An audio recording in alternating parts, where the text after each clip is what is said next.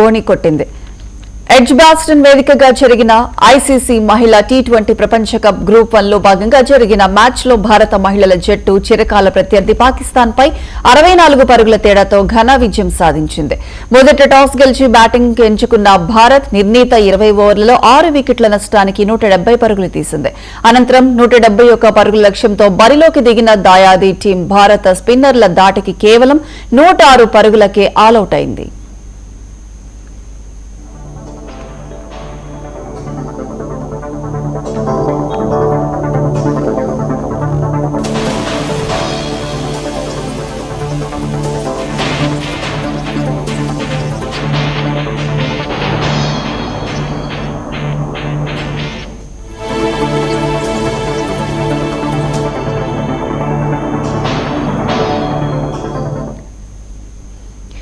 భారత ఓపెనర్ స్మృతి మందాన చక్కని ఫామ్ ను ప్రదర్శిస్తూ హాఫ్ సెంచరీతో రాణించగా కెప్టెన్ హర్మన్ ప్రీత్ కౌర్ పర్వాలేదనిపించింది. వీరిద్దరూ కలిసి 3వ వికెట్ కు 91 పరుగుల కీలక భాగస్వామ్యాన్ని నెలకొల్పారు.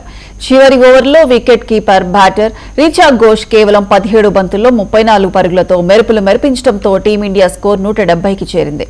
పాకిస్తాన్ బౌలర్లలో ఫాతిమా సనా 2 వికెట్లు పడగొట్టింది.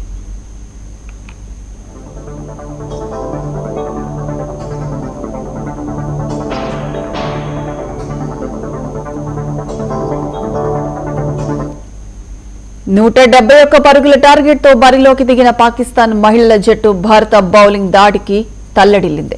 సీనియర్ స్పిన్నర్ దీప్తి శర్మ అద్భుతమైన స్పెల్ తో 4 ఓవర్లలో కేవలం 10 పరుగులిచ్చి 5 వికెట్లు పడగొట్టి పాక్ నడుం విరిచింది. దీంతో పాటు అంతర్జాతీయ మహిళల క్రికెట్ లో 350 వికెట్లు తీసిన తొలి స్పిన్నర్ గా దీప్తి శర్మ సరికొత్త చరిత్ర సృష్టించింది.